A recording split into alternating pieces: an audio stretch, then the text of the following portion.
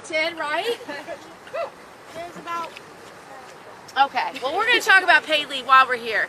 So we are here to talk about the urgent crisis facing American families. We need paid leave. We're still the only industrialized country in the world that doesn't have paid leave, and it shows. During this pandemic, 5 million women lost their jobs for a lot of reasons. But one of the reasons was daycare centers closed, schools closed. A parent had to stay home to make sure children could learn, to protect families. We also saw during this pandemic record high numbers of people getting ill who needed family care. In America today, families take care of one another. They stay home when someone is sick. They want to be by a loved one's side if they are ill or dying. That is what paid leave is for in America today. But only about 20% are privileged enough to have paid leave through their employers. It's not good enough. Workers today need paid leave to meet these family emergencies, and every worker in America will have them. Every worker in America will have a time in their lives when a loved one is ill and needs bedside care. Every worker in America will have a time in their lives where a parent is sick and dying. Every person in America will have a time when someone in their family needs them. And we have a number of children here today. How nice is it to have a parent to look after you? Nice. It's really nice, and it's really essential. And if you are a new parent and you are welcoming a baby at home, there are issues that parents must address. Babies must bond with new parents, period. It's for their well-being, their growth, their development. It is necessary. If you happen to be a birth mother or a nursing mother, those are real issues. They need time to be with that child, to nurse them, to make sure they get the nutrition they need, to make sure a woman's body can recover after childbirth. These things don't happen in days or weeks. It takes months.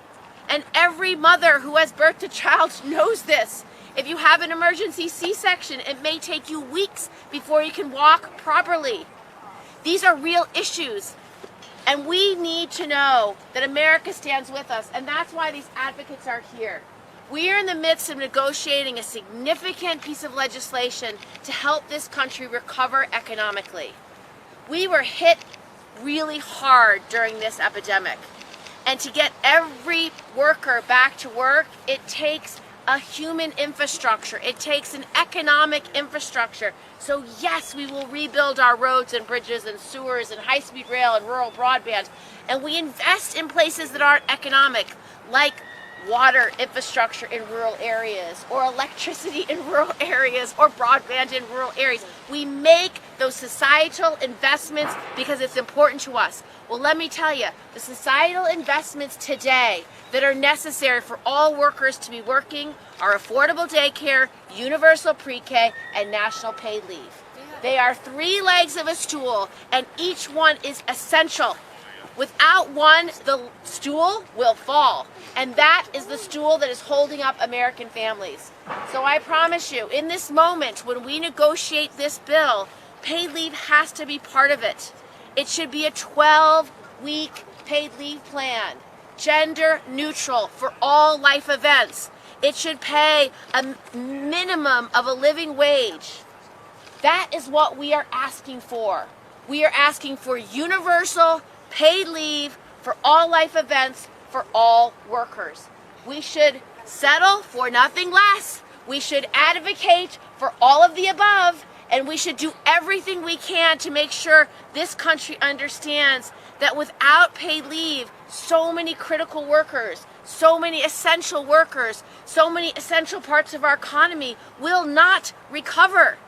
5 million women lost their jobs in this epidemic. Millions have still not regained their jobs. That is a drag on the U.S. economy. And you know what? When we don't have paid leave, it makes us less competitive. Less competitive in the world and on the world stage.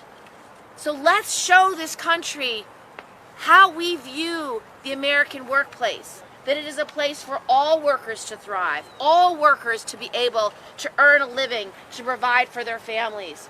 We believe in families. We believe in care. And the care economy has been left off the list for far too long. We are here to demand that it is put back on the list, and that when we pass this legislation, that a robust, national, universal, paid family and medical leave is included.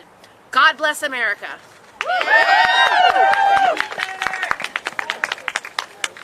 Thank you so much to Senator Gillibrand. Yeah. Oh, and one more thing. Yeah. It's not over till it's over, and we're never stop fighting until the ink is dry. You heard it from her mouth. It is not over till it's over, and we're going to keep fighting. Thank you so much, Senator Gillibrand. It's now